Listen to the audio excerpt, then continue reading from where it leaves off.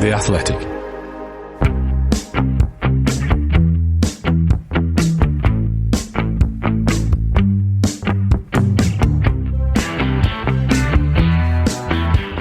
Hi folks, welcome to another episode of the Athletic FPL podcast. I'm Mark McGettigan. You'll find me on Twitter at FPL General.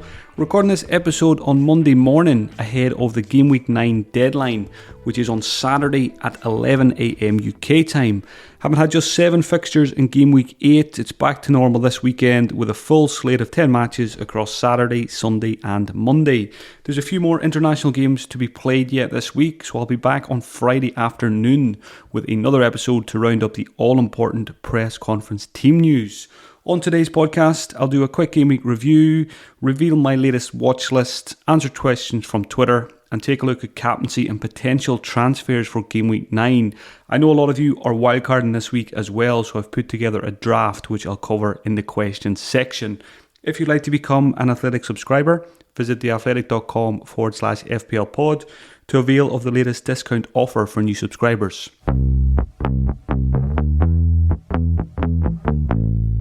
A brief review of Game Week 8 feels like a long time ago now, so I activated my wildcard for Game Week 7. Game Week 7 didn't happen, so the wildcard troops finally got to play in Game Week 8. Finished on 57 points, which was enough for a green arrow of 300,000 places. In the wildcard squads, I left 2.7 million in the bank for a bit of flexibility with the likes of Mohamed Salah and Trent Alexander-Arnold in mind because I went with 0 Liverpool on the wildcard. Went for triple up on the Newcastle defence, which didn't really go to plan. Botman was benched. They didn't keep a clean sheet. Trippier did get the assist at least. So Pope, Trippier, Cancelo and Reece James made up the back 4. Went for De Bruyne and Saka, who both did the business. Martinelli and Gordon blanked. Gordon may not stay in my squad for too much longer, which you'll find out in the transfer section. And up front, Haaland, Mitrovic and Toney. So disappointing from Toney, but hopefully he does something against Bournemouth this weekend. The bench, Everson, Botman is now on the bench where he's going to stay. Andreas and Nico Williams. So hopefully between now and the World Cup, this wildcard squad will fire me up the rankings. There was no new members to the 59th minute club in Game Week 8, so keep an eye on those clocks in Game Week 9. In terms of the watch list, so after I play a wildcard squads, I obviously build a whole new watch list because a lot of the players that were on the previous watch list are now in my squad. So the watch list at this stage of the season is starting to get a lot smaller. I've just picked a new squad of 15 players that I was interested in. So there's only 3 defenders currently on the watch list. Trent Alexander-Arnold. It is quite tempting to go back and get him for this Brighton fixture, but I kind of committed on the wildcard in Game Week 8 to going without Trent, going without Salah, probably going without them until Game Week 12.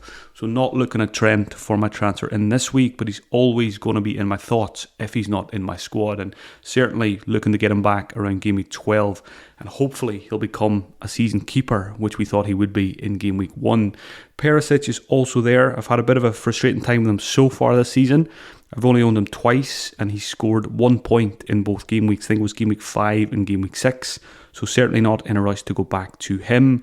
And making up the defenders on the watch list is Fofana. So went for Reece James as the premium Chelsea defensive pick on the wildcard last week. Want to monitor Fofana's game time now. If he starts to get regular starts, he could replace Botman as my bench option. Midfielders on the watch list, Salah and Luis Diaz from Liverpool. This week's transfer for me, I'm looking to sell either Saka or Gordon for a midfielder priced at 8.2 million or less. So Diaz is in the conversation here, but again, probably going to stick to the plan of no Liverpool until Game Week 12. Heung-min Son back in my thoughts, back in everyone's thoughts after that fantastic hat-trick. So good to see him back in the goals. One of my favourite players to watch. And it was obviously a tough start to the season for him. You could see how much it meant to him to get those goals in Game Week 8. So certainly back as an FPL option now as well. So the more premium options, the better. So we can shake up this template. Phil Foden also on the watch list, but I do already have a City triple up of Haaland, De Bruyne and Cancelo. But I still think Foden is a very good option. And maybe if I lose Kevin De Bruyne for Salah around Game Week 12 time, that might open the door for Phil Foden again. James Maddison and Wilfried Zaha on the watch list. Now, these are probably the two prime targets I'm looking at for either a Saka replacement or a Gordon replacement. So I'll talk a little bit more about those when I get to the transfer section. But certainly, Maddison and Zaha both have really good fixtures coming up. Talisman for their teams. No Europe to really worry about, so rotation shouldn't be a concern with those guys either. The final midfielder is Jared Bowen. He's blanked yet again, but every time I watch him, I feel like he's very close to points. I don't think it'll be too long until he breaks his duck for the season. He's still got a couple of good fixtures coming up. Question about him later, so I'll come back to him in more detail as well. Making up the watch list is the forwards: Harry Kane, Gabriel Jesus, Alexander Isak and Dominic Solanke. So Harry Kane, probably not going to make it into my squad anytime soon because I've got Haaland, I've got Kevin De Bruyne, don't have enough cash for Harry Kane. Sold Jesus on the wildcard, so it was painful to see him score, especially when his replacement Tony blanked. But it is just one game week. Jesus has a couple of difficult fixtures coming up and blank in game week 12. So I'm hoping that Tony can at least match him, if not outscore him, over the next 3 or 4 game weeks. Probably wishful thinking there. Might end up regretting selling Jesus, and I might have to go back to him at some point after game week 12, but let's see how that one plays out. Isak was close to going for him on the wildcard, went for the triple defence instead, wanted to stick to my guns. Obviously would have been better if I went for Isak, but I think he was pretty fortunate to get those points and the bonus points because overall wasn't a great performance, so penalty bailed him out there. Also seems to be yellow flag now, so keep an eye on that one if you own him before the weekend. And finally, Solanke. There is a lot of Solanke talk on Twitter and on social media these days. Bournemouth have the best fixtures between now and the World Cup. He's down to 5.7 million. He's an enabler. If you put him up front instead of someone like Mitrovic or Tony or Jesus, you can do a lot elsewhere in your squad. So I think that's the main reason. He's got the fixtures and he opens the door for other things. And the wildcard squad I'm going to talk about later does have him in because it allows, you know, an extra premium defender and maybe going back to Mo Salah for the Brighton fixture as well. So Kane, Jesus, Isak and Solanke, the players on the watch list.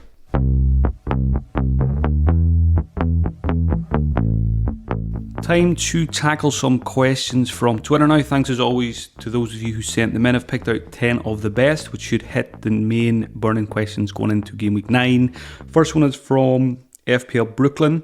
For those of us with a wildcard in hand and feeling generally good about our teams for this coming game week, what do you think of the strategy of dead-ending your team to the City Arsenal blank in Game Week 12 and then wildcarding to rebuy those players in Game Week 13? So yeah, the idea there is you would gradually lose your Man City and Arsenal picks running up to Game Week 12. Maybe by the time you get to Game Week 12, you've only got 1 or 2 from City and Arsenal, and then you could wildcard Game Week 13 to bring yourself back up to 5 or 6 assets from those 2 teams, 2 of the best teams in the league this season. So I think that's absolutely fine. If your squad is in pretty good shape this week and you can make it even better with a free transfer or a -4, I think you probably can. I think it's a pretty viable strategy to hold off. It does feel a little bit late to wildcard Game Week 13 when we've got unlimited transfers Game Week 16, but I think the blank does change things, and if you do want to load up on your City and Arsenal guys again, players like Jesus, Salah, who a lot of people have sold, even players like Saliba, who I painfully sold on the wildcard, if you want to get those back for the good fixtures from Game Week 13 to 16, I think that's absolutely fine. Main thing is your team needs to be in good shape right now to do so. Looking at those fixtures, you can see why people are thinking about this, because after blank Game Week 12, Arsenal have Southampton and Nottingham Forest right afterwards, 2 great fixtures. And in Manchester City in particular, those 4 game weeks before the World Cup, it's Brighton, Leicester, Fulham and Brentford. So you're going to want to have at least double City, if not triple, for that period. Related question from FPL Composer. How many Arsenal and Man City players would you carry from Game Week 9 to Game Week 12, given that they blank in Game Week 12, but on the other hand, you're going to want them back in Game Week 13. So yeah, like I said, if you are wildcarding this week, or if you wildcarded recently like I have, if you've got quite a few from Man City and Arsenal, you've probably got to gradually lose them.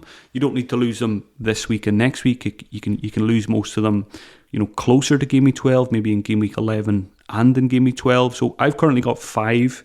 I've got Saka, Martinelli, and I've got the Manchester City triple up. So my kind of rough plan was maybe sell Saka this week, but given that he did well for me in game week 8, I'm probably going to keep him now for the Tottenham fixture, and then maybe sell him the week after. So I'm looking at Saka to Zaha possibly game week 10 rather than game week 9, so that will put me down to 4.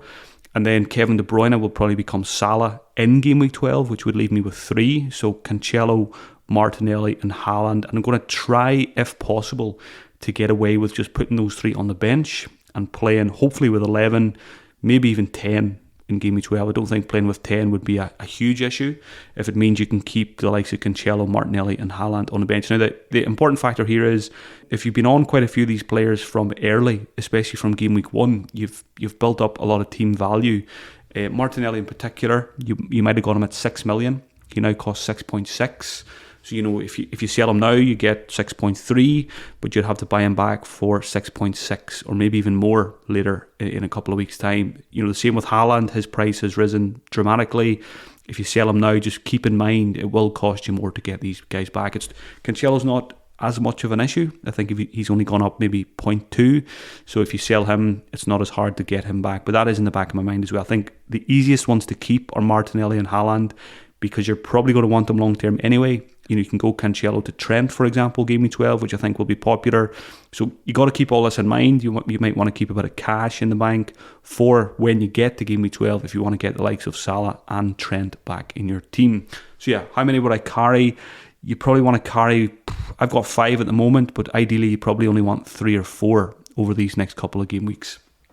Question from FPL Mahir: is Martinelli worth keeping on a game week 9 wildcard given the blank and the fixtures coming up? So again, like I mentioned, team value is important here. I think if you got him at 6 million, you don't want to have to buy him at 6.6 million in a couple of weeks' time. He's got 4 returns in 7 appearances, so he's performing pretty well for a 6 million priced asset. And I think he's got potential to score even higher. He's just a fantastic player. I think he's one of the best picks in FPL this season. And I still view him as a player who I bought in game week 1, and I hope to own him right throughout the season until game week 38. So fingers crossed he continues to deliver and he continues to get those starts. The fixtures, I can see why people are tempted to move away. Tottenham next, then Liverpool, then Leeds before the blank. But again, those bigger fixtures, sometimes they can play into the favour of those wide players with pace. So I wouldn't be surprised to see Martinelli do some damage against Tottenham and Liverpool over these next 2 game weeks. So absolutely no thoughts in my mind to lose Martinelli. Easier for me to say that because I've got Saka as well. So I think it's easier for me to sell the more expensive Arsenal midfielder and then just keep Martinelli on the bench in game week 12. Question from Dominic Hurst. Dominic says, this is probably the worst conversation ever, but what about goalkeepers on a wildcard? Dominic mentions a few here: Guetta at Crystal Palace, Nick Pope, Sa at Wolves, the Pickford-Begovic combo at Everton, and dare I say it, the Ward-Everson combination at Leicester. So yeah, I think for wildcarders this week, goalkeepers is actually probably the trickiest position to come to a decision on. I think Nick Pope was quite an easy one for wildcarders last week because he was going straight into the Bournemouth game. Yes, he didn't get the clean sheet, but this week it makes you think twice about Pope because you've lost one of the better fixtures between now and the World Cup in that Bournemouth game. I still think I probably would go for Pope. I can see why people are hesitant now as well because he's gone up in price, probably 0.2 from maybe 2 weeks ago, so that might give you slight hesitation. The other options Dominic mentioned, they're not very inspiring. Guetta at Palace, I don't think he's been great this season. I think there's always a chance Sam Johnston will come in at some point this year, so that puts me off him. Guetta tends to miss games, random games at times, like he has done the last couple of seasons as well. Sa at Wolves is probably an okay option, but one thing I don't like there is Nathan Collins is banned for 3 games. I think he's been really good at centre-back for Wolves this season, so that kind of puts me off Sa as well. Pickford-Begovic combo, you only have to pay 8.5 million for that, but again, do I really trust the Everton defence? Not so much. And then that brings you to Ward and Everson. And I've seen quite a few people on Twitter this week, and it surprised me at first. I could see people going Ward and Everson on a wildcard, and I'm thinking, why on earth would you do that? But then when you look at the other options, there's not a huge amount there. And if you go for Ward and Everson, obviously it frees up cash to do other things. But my advice would be, speaking from experience, don't put yourself through the pain. Ward and Everson, there's enough evidence there now that they're pretty rubbish FPL assets. I think if they would cost 2 million each, I still wouldn't buy them. I was looking through the goalkeeper list for this question, and I couldn't believe there's 20 teams in the Premier League, and Danny Ward is the 21st for points scored by goalkeeper. So go figure that one out. That tells you all you need to know, really. So my advice would be avoid the Leicester guys. They're very often only going to get you 1 point. So just try and get somebody, even spend 4.5 instead of 4 on maybe a Pickford-Begovic combo. At least you can get some saves out of those guys, and you'll certainly get more clean sheets from Everton, I think, than you will Leicester, the way things are going. But yeah, if cash is not an issue, I still think, if I backed Nick Pope last week, surely I got to back him again this week, because the fixtures between now and the World Cup are absolutely fine. A couple of other options that Dominic didn't mention. You've got Neto at Bournemouth. They've got the fixtures. He looked okay, small sample size. Maybe he'll be a better option than Pickford. And then you've got Fabianski as well. If you're willing to spend 5 million, West Ham's fixtures are good also. But the thing with Fabianski, I'm always concerned about Areola also. Areola's a good goalkeeper, could come in at any point as well. So yeah, good luck picking a wildcard goalkeeper this week. Certainly wouldn't want to be trying to figure that one out. Question from Dave Thompson. Zaha or Madison from now until game week 13. So as I mentioned, I'm looking to buy both of these players. Probably going to buy Madison this week and then Zaha the week after. The reason I didn't get Zaha on the wildcard was I was happy to wait until game week 10 because he had a blank and then he had Chelsea.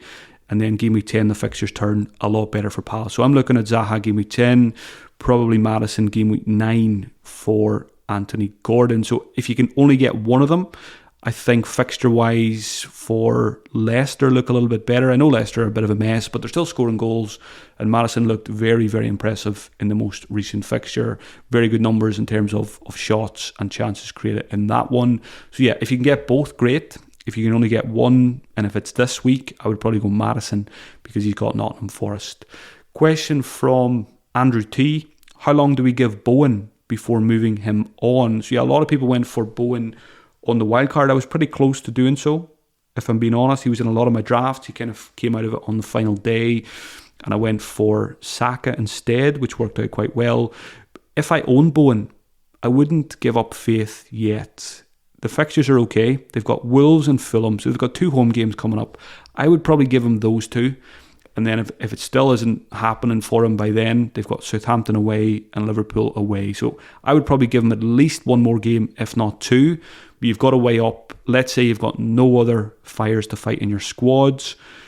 If you think, for example, a Madison or a Zaha or a Foden or a Martinelli, if you don't own him, if you think those guys are definitely going to outscore Bowen, then you probably just cut your losses and make the change. But again, if you've got one free transfer, I would rather save a transfer than sell Bowen before Wolves at home. Question from Paul Olaleru. Is it time to move back to Salah? Very tempting to do so. Even someone who just got rid of on a wildcard last week, I am tempted because I think he's one of the best captaincy candidates this week. Haaland plays Manchester United, which is going to give some people pause on the captaincy. Salah on paper probably looks better at home to Brighton under a new manager. We don't know how that's going to go. Liverpool did look much better in that final game before the break as well, so we're expecting better things from Salah and Liverpool after this international break. They've got Brighton at home next, then it's Arsenal away, Man City at home, and then West Ham at home in game week 12. So I am probably going to go without Salah for this Brighton game, which means I'll go without him for Arsenal and Manchester City as well. And then the easy move is Kevin De Bruyne back to Salah for the West Ham home game in game week 12. And you're probably going to captain him that week because Haaland doesn't have a fixture. So I think it's absolutely fine to get him back this week. If you're getting him back, I think it probably has to be this week, or else you'd probably just write it out and wait until game week 12. Duncan Hadland asks, is the Solanke hype real? Yeah, I think it is. At first when I seen it, I couldn't really understand it either. But when you look at the fixtures, you can see why people are doing it. And the fact that he's only 5.7, he does open a lot of doors. So as I said, Bournemouth best fixtures until the World Cup.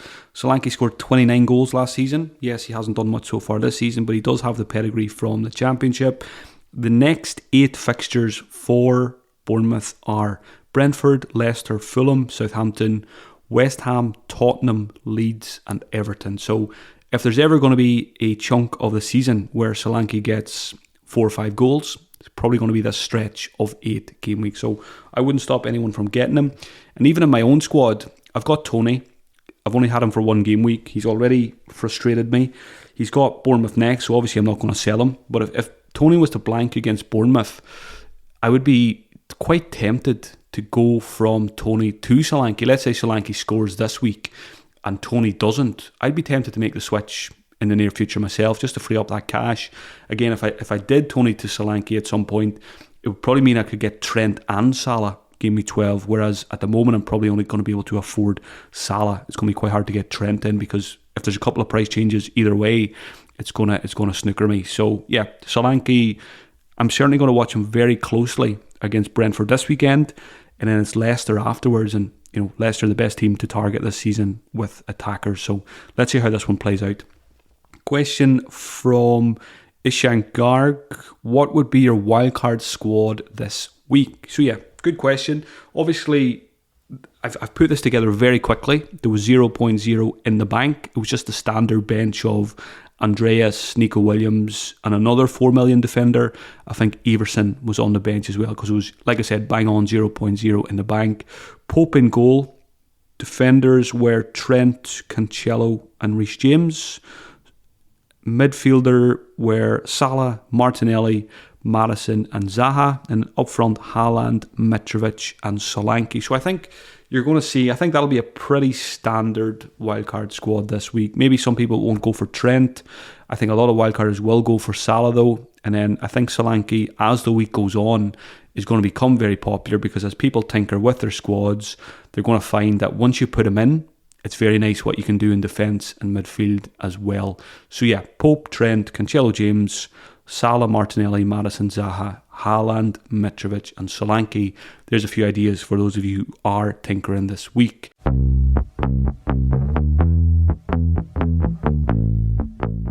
Question from Holly Shand, which will bring me into the captaincy discussion: is this the week to consider alternative captain picks to Haaland? So yeah, like I said, he plays Manchester United, which is going to give some people pause. I don't think it's going to give me pause. I kind of decided a few weeks ago that this guy is just too good. I think you just captain him as often as possible, regardless of fixture. I think Manchester City are streets ahead of everyone else this season as well. They're just purring along very nicely and basically blowing teams away in first gear and second gear. So as a Manchester United fan, don't expect us. I expect us to perform well in the game, but if I was going to the bookies, I'd be putting a few bob on Manchester City in this game, and I'd be backing Haaland to score as well. So I think I'm just going to stick with Haaland. He's been my captain for a few game weeks now, hasn't let me down.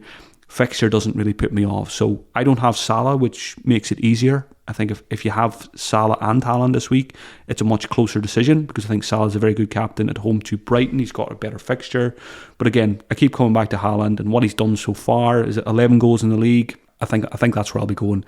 I own Kevin De Bruyne as well, so there's some slight temptation there. De Bruyne tends to show up in these big games, so I remember him punishing Manchester United quite a few times. But again, I find it hard to captain De Bruyne over Haaland. I'd rather the goal scorer than the provider there. So for me, it looks like Haaland. Holly was asking about alternatives. If we don't go for Haaland, where do we go? Arsenal play Tottenham in the early kickoff on Saturday. If you think there's going to be goals in that one, there's always captaincy candidates in there, the likes of Jesus, Martinelli, Heung-min Son, and Harry Kane if you own them. Elsewhere, not a huge amount jumps out at me. If you fancy Maddison to do well against Nottingham Forest, he's an alternative captain. Mitrovic plays his old team Newcastle, and Ivan Toney plays Bournemouth. But again, I just can't look past the Man City guys or Salah if you own them this game week. In terms of transfer options, I've noted down 3 options here. Option 1 is always, I could save a transfer, and I'm not going to rule that out yet. But I do feel like Gordon might have been a mistake on the wild card, and again, I'm already losing patience.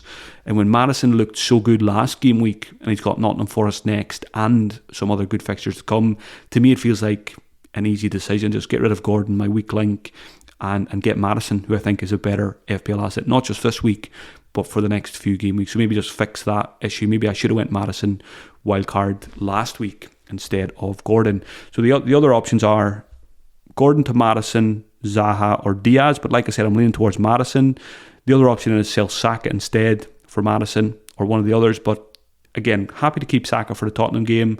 Hopefully there's goals in it, and then probably do Saka to Zaha game week 10. So again, early thoughts. It's only Monday. Let's see if anything changes between now and the deadline. Enjoy the rest of the international break, folks. It's going to be a mad dash from Game Week 9 to the World Cup, with hopefully plenty of green arrows to come. If you enjoy the podcast and you'd like to support me as a full-time FPL content creator, visit patreon.com/FPL General, where you'll get extra podcasts, a Thursday night live stream, and a team reveal before each deadline. I'll talk to you again on Friday after the pressers. The Athletic.